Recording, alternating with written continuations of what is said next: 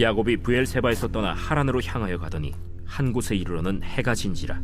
거기서 유숙하려고 그곳에 한 돌을 가져다가 베개로 삼고 거기 누워 자더니 꿈에 본즉 사닥다리가 땅 위에 서 있는데 그 꼭대기가 하늘에 닿았고, 또 본즉 하나님의 사자들이 그 위에서 오르락내리락하고, 또 본즉 여호와께서 그 위에 서서 이르시되, 나는 여호와니 너의 조부 아브라함의 하나님이요 이삭의 하나님이라.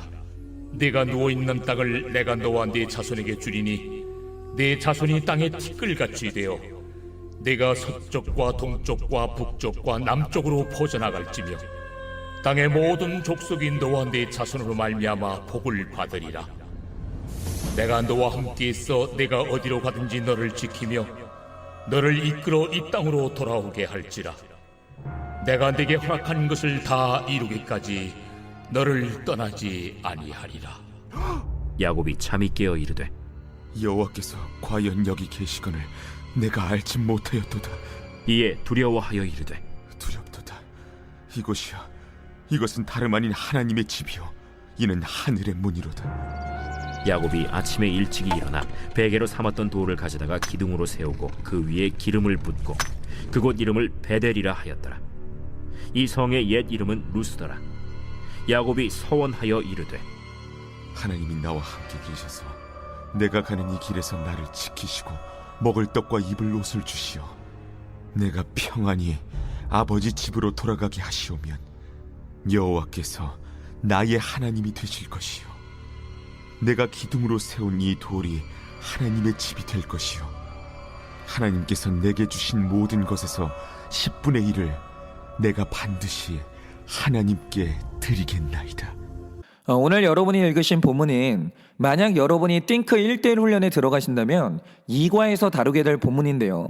이 본문은 구속사를 이해하는 데 있어서 굉장히 중요한 핵심 본문입니다. 그래서 만약 여러분이 훈련 교재를 보시면 이미 구속사적인 해석에 정말 잘 되어 있는 본문이거든요.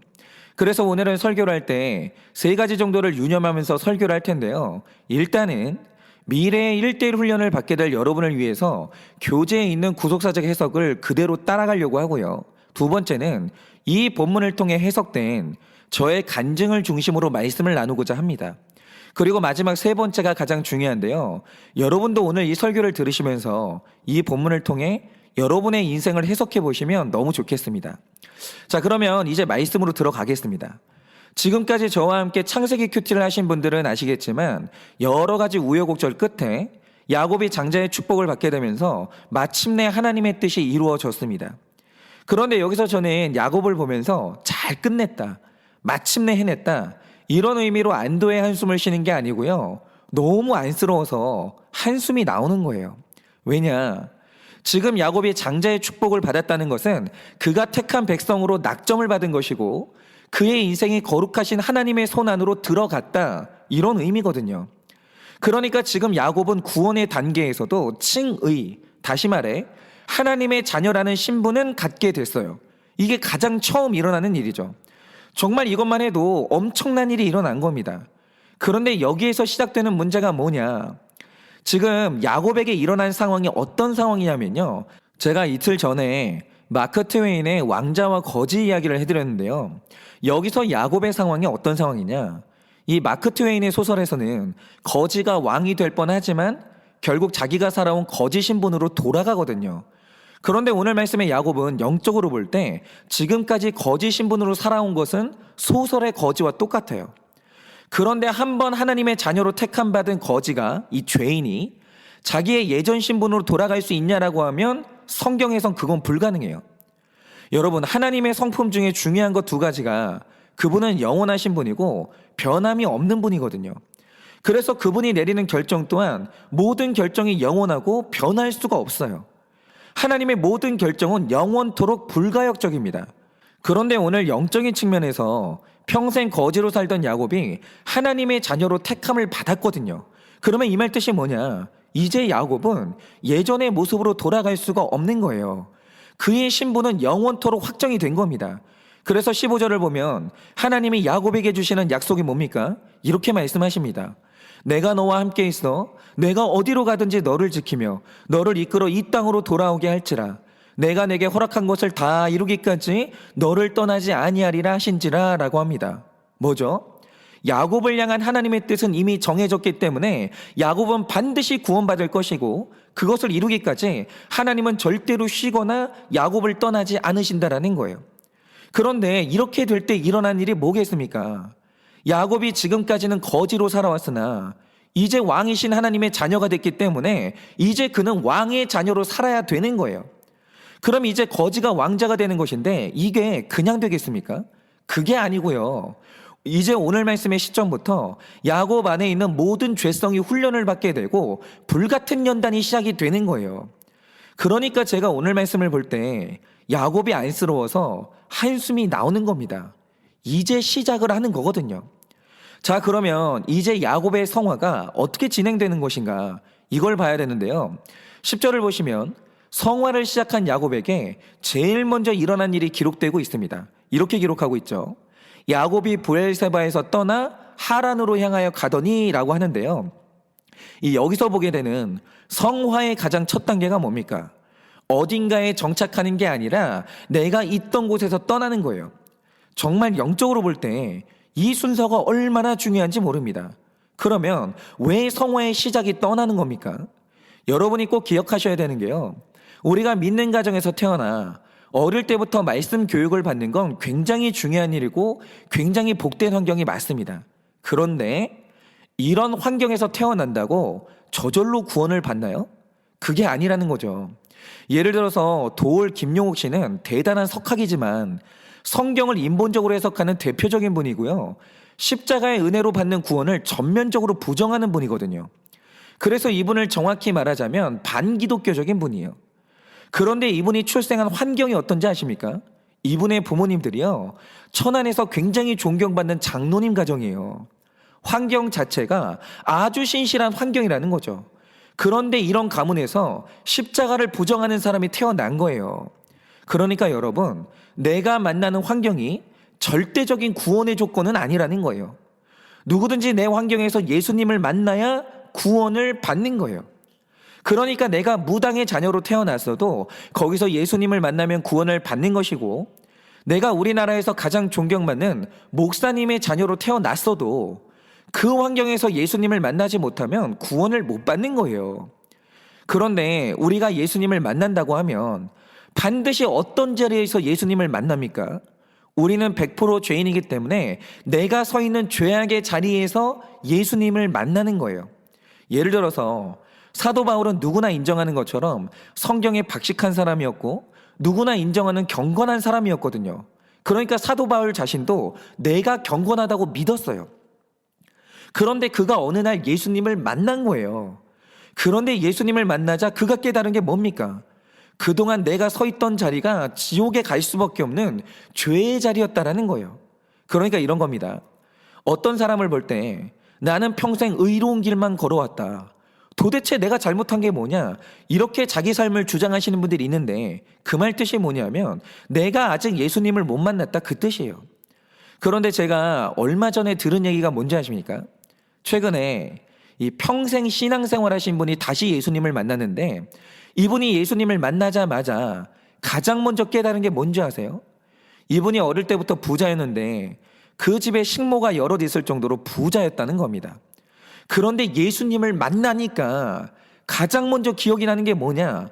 내가 했던 봉사, 내가 했던 의로운 일들 이런 게 기억나는 게 아니고요. 그 어릴 때 그 식모 중에 하나가 그 자기의 월급을 숨겨놓는 장소가 있었다라는 거예요. 그런데 어렸던 이분이 그걸 알게 되신 겁니다. 그래서 돈이 필요할 때마다 그 식모가 숨겨준 돈을 몰래 훔쳐갔는데 훔쳐가면서 했던 생각이 뭐냐? 아니, 우리 엄마가 지한테 준 돈을 내가 다시 가져가는데 이게 무슨 죄인가? 그러면서 아무 죄책감 없이 그 돈들을 훔쳐갔다라는 거죠. 그런데 예수님을 만나는 순간 일어난 일이 뭐냐? 60년 전에 저질렀던 도둑질이 생각이 나면서 그게 얼마나 고통스러운지 너무나 힘들었는데 그전에는 그런 게 기억 속에 없었거든요. 그런데 예수님을 만나니까 죄악의 한가운데 서 있었던 내 모습을 보는 거예요. 그러니까 내가 이전까지 뭐 어떤 직분으로 살았다? 내가 이전까지 뭐 어떤 신앙생활을 했다? 여기서 떠나서 새롭게 다시 시작하는 거예요. 그래서 아브라함도 그랬지만 진짜로 예수님을 만나는 사람이 가장 먼저 경험하는 섭리가 뭔지 아십니까?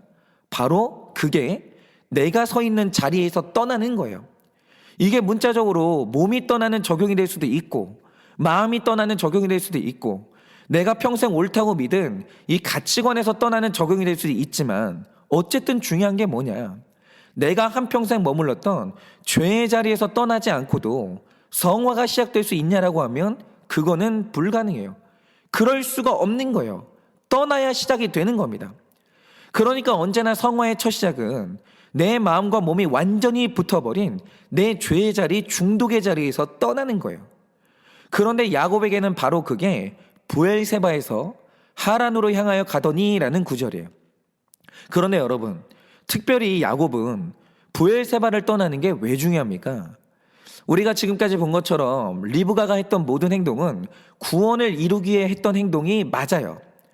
그리고 이삭이 죽어도 안 되는 게 있기 때문에 불가피하게 했던 거짓말도 있었습니다. 그런데 문제가 뭐냐?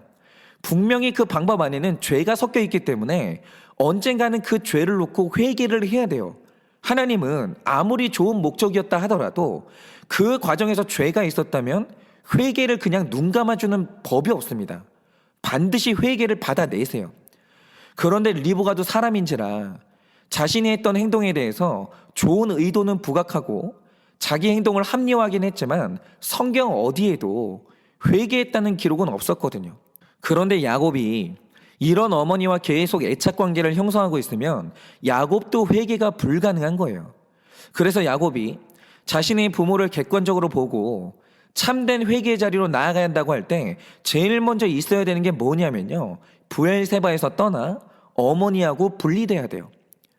그리고 또 하나, 이 하란에 가면 그 유명한 삼촌 라반이 기다리고 있는데 야곱 또한 라반의 거짓말을 경험하면서 거짓말을 일삼는 나의 방식이 얼마나 많은 사람들에게 고통을 주고 이게 얼마나 큰 죄인지 이 모든 걸 봐야 되는 거예요. 그런데 그걸 위해서는 떠나야 된다라는 거죠. 그래서 성화를 시작한 모든 사람은 이 떠남의 체험을 하게 되는데요. 제가 이 말씀을 보면서 내가 야곱처럼 나의 성화를 위해 처음으로 떠났던 때가 언젠가 생각을 해보니까 제가 20살에 사역을 처음으로 시작했는데요. 저의 첫 사역을 저는 아버지 교회에서 했습니다. 그리고 대학원을 졸업했던 32살 때까지 아버지 교회에서 제가 사역을 했는데요. 그러니까 저의 브엘세바는 아버지의 품이고 저의 고향 교회가 저의 브엘세바였던 거죠. 그런데 아버지 밑에서 사역했던 이 시간이 저에게는 아주 소중한 시간이었습니다. 왜냐하면 아무래도 저의 담임 목사님이 아버지다 보니까 아버지께서 저를 믿어주셨고 그래서 제가 하고 싶은 사역을 다 할 수 있었거든요. 그래서 아버지 밑에서 하는 모든 사역은 저에게 참으로 자유로운 시간이었고 또 결정적으로 가장 중요했던 게 아무래도 이제 아버지에게는 제가 아들이니까 저한테 많은 기회를 주고 싶으셨던 것 같아요. 그래서 만약에 제가 다른 교회에 갔다면 그렇게 많은 설교 기회를 얻지 못했을 텐데 제가 아버지 밑에 있으면서 굉장히 많은 설교의 기회를 얻었습니다. 그래서 저는 설교자의 길이 남들보다 훨씬 일찍 열렸던 것 같아요. 그래서 이 모든 부분들은 두말할 것 없이 감사한 부분인데 여기서 저한테 하나 문제가 되는 게 뭐냐. 어쨌든 제가 아무리 노력을 해도 저는 부교육자였기 때문에 아버지의 그늘을 벗어날 수가 없는 노릇인데 당시 제 아버지는 이 구속사의 가치관을 몰랐기 때문에 저는 아버지 밑에 있으면서 뭔가를 열심히 하는 열정은 배웠거든요. 그런데 회개가 얼마나 중요한지를 배울 수가 없었어요. 그리고 더 중요한 게 아무래도 아버지 입장에서는 자녀가 너무 귀하니까 아버지가 저에 대해서 객관적일 수가 없는 거예요. 그래서 제가 못하는 게 있으면 많이 품어주셨는데 반대로 하나라도 잘하는 게 있으면 이 콩깍지가 씌워져서 그게 너무 자랑스러우시고 칭찬을 많이 해주시는 거죠. 그래서 아버지와 함께 있었던 게 저에게는 참으로 편했고 따뜻했는데 지금에 와서 보면요. 아버지를 떠나지 않고서는 저의 구속사가 열릴 수가 없었고 저 자신을 객관적으로 볼 수가 없었던 거예요. 그래서 제가 대학원을 졸업하고 32살이 되던 해에 하나님께서 저를 부르시더니 이제 아버지가 있는 브엘세바에서 떠나서 너는 이제 너의 하란으로 가라. 이렇게 길을 열어주시더라고요. 그래서 처음으로 다른 사역지로 떠나게 되는데 지금에 와서 보면 저의 연단도 그때 시작됐고 저의 성화도 그때부터 본격적으로 시작이 된 것 같습니다. 그러면 이제 떠나는 사람에게 정말 중요한 게 뭐냐? 11절을 보시면 이렇게 기록하고 있습니다. 한 곳에 이르러서는 해가 진지라. 거기서 유숙하려고 그곳에 한 돌을 가져다가 베개로 삼고 거기 누워 자더니 라고 하는데요. 여기서 가장 중요한 게 뭐냐면 야곱이 베개로 삼았다는 이 돌이에요. 지금 이 돌은 야곱의 비참한 상태를 말해주는 굉장히 중요한 상징이거든요. 그러니까 생각을 해보세요. 이 직전까지 야곱이 어머니의 사랑을 받으면서 안락한 집에서 살고 있었는데 지금 형이 나를 죽이려고 하니까 뭔가를 챙기지도 못하고 급하게 광야로 쫓아나왔거든요. 그런데 나왔더니 이 어느 정도로 힘들었냐면 잠을 자면서 베개를 베고 싶은데 평소에는 소중한지도 몰랐던 그 하찮은 베개 하나가 지금 나에게는 없는 거예요.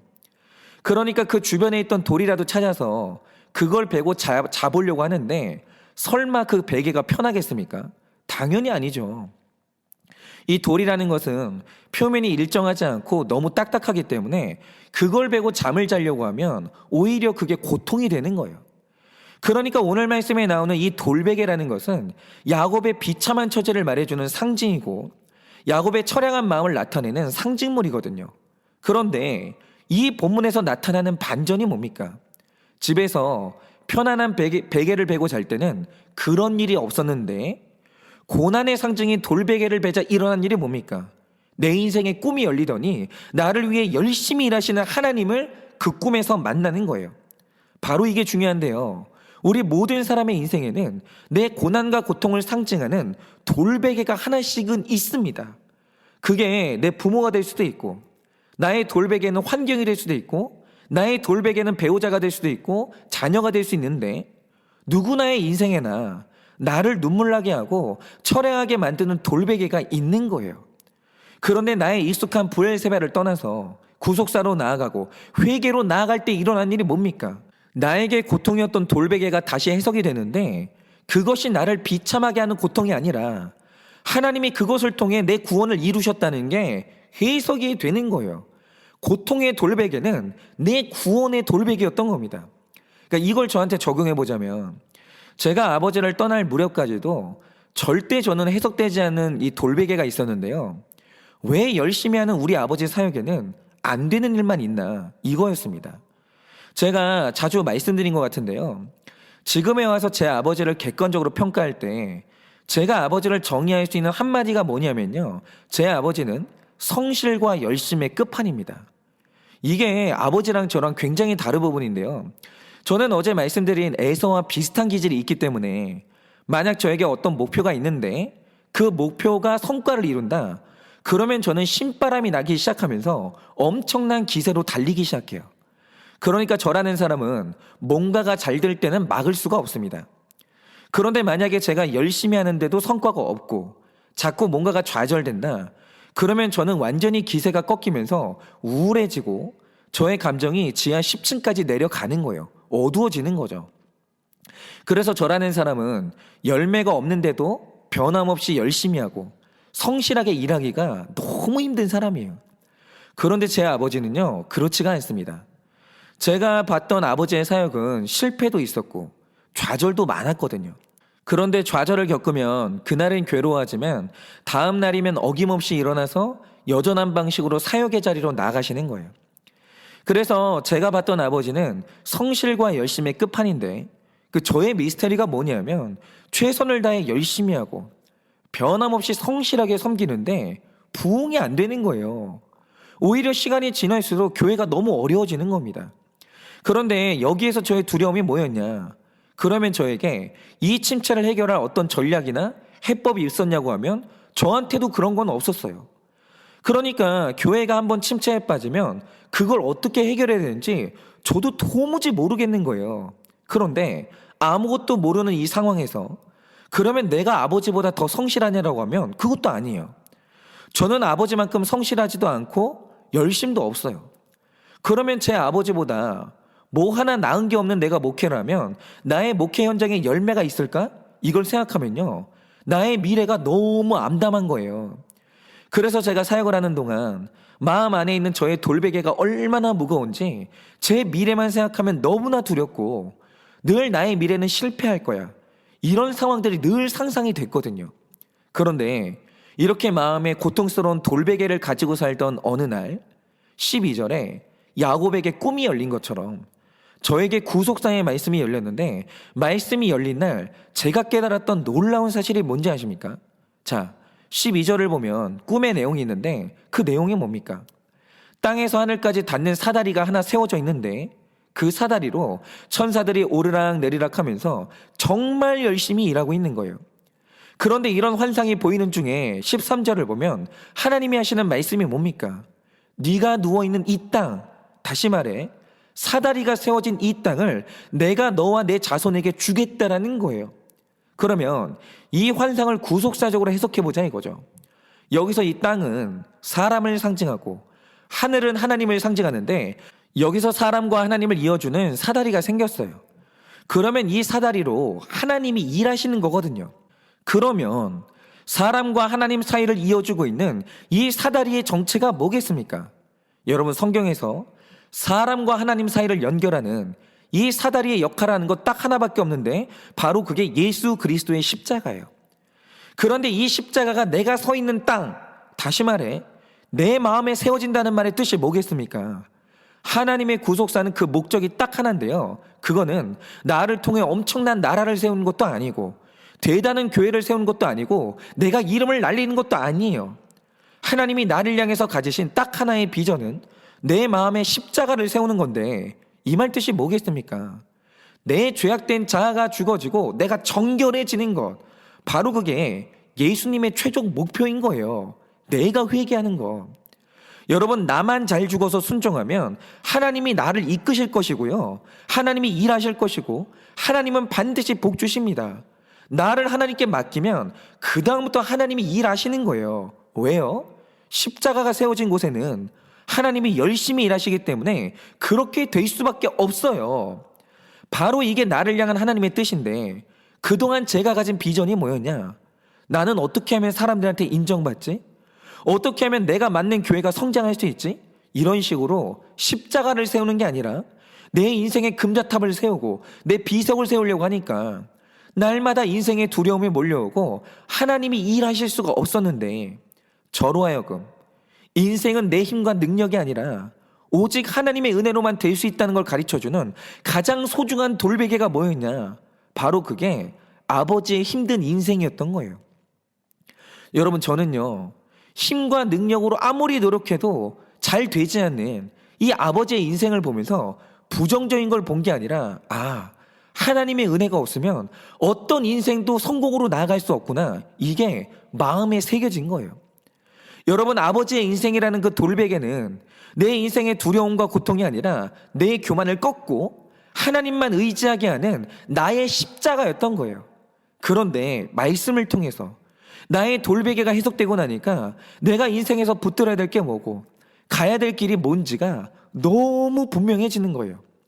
그래서 지금은 제가 그 길을 가고 있는데 지금 제 안에 야망이 완전히 사라진 것도 아니고 두려움이 완전히 사라진 것도 아니지만 그래도 이전과 저는 다르게 하나님의 언약을 믿고 계속해서 죽는 인생을 살고 있어요. 왜냐하면 제 인생의 목적이 이거거든요. 하나님은 제 마음에 십자가 하나 세우는 게 목적이지 다른 걸 세우는 건 하나님의 목적이 아니라는 거예요. 이제 제가 이걸 알았기 때문에 제 인생의 목적은 날마다 죽는 거예요. 그런데 제가 날마다 잘 죽고 있으면 하나님이 제 인생에 오르락 내리락 하시면서 열심히 일하시는 거예요. 그리고 하나님이 일하신 결과를 저는 감사함으로 받으면 되는 겁니다. 여러분 이거보다 심플하고 속편한 인생이 어디 있어요. 그래서 저는 이런 인생을 이제 살려고 합니다. 그래서 오늘 이 아침에 여러분께 말씀으로 여쭙고 싶은 것이 있는데요, 여러분도 여러분이 지금 떠나야 되는 여러분의 부엘세바는 어디입니까? 그리고 내 인생의 고통을 상징하는 여러분의 돌베개는 무엇인가요? 그런데 그 돌베개가 나로 하여금 하나님의 은혜를 구하게 하고 내 죄를 죽이는 은혜인 것이 이제는 해석이 되십니까? 오늘 아침은 이 말씀을 통해서 제 인생뿐만 아니라 여러분의 인생도, 저의 돌베개뿐만 아니라 여러분의 돌베개도 해석이 되어서 여러분의 마음에 십자가가 세워지고 그 십자가를 통해 하나님이 주시는 모든 복을 받는 여러분 되시기를 예수님의 이름으로 축원합니다. 기도하겠습니다. 하나님, 저의 인생의 뿐만이 아니라 이 말씀을 듣는 우리 모든 성도님들의 인생 가운데는 내 인생에 마음을 무겁게 만들고 나를 고통스럽게 하고 나로 하여금 눈물 흘리게 만들었던 내 인생의 돌베개가 다 있습니다. 그런데 사랑하는 주님, 내 인생의 돌베개가 왜 있습니까? 오늘 야곱이 보여준 것처럼 그것은 단순히 내 비참함의 상징이나 내 실패의 상징이 아니라 그 돌베개를 통해 내가 하나님을 만나야 되기 때문에, 내 인생의 구속사가 열리고 내 마음에 십자가가 세워져야 되기 때문에 오늘도 하나님이 내 인생에 그 돌베개를 주신 것입니다. 하나님, 정말 바라기는 오늘도 이 말씀을 통해서 우리 인생에 있었던 모든 돌베개가 해석되게 하여 주시고, 그래서 이제는 그 돌베개가 내가 하나님을 만나는 장소요, 하나님의 집이 될 수 있도록 오늘도 주님께서 우리 마음에 해석을 허락하여 주시기를 원합니다. 그렇게 우리 인생의 돌베개가 해석을 받아 다 자유함을 누리고 정말 하나님께서 우리를 치유하실 줄 믿사오며 살아계신 예수님 이름 받들어 기도드립니다. 아멘.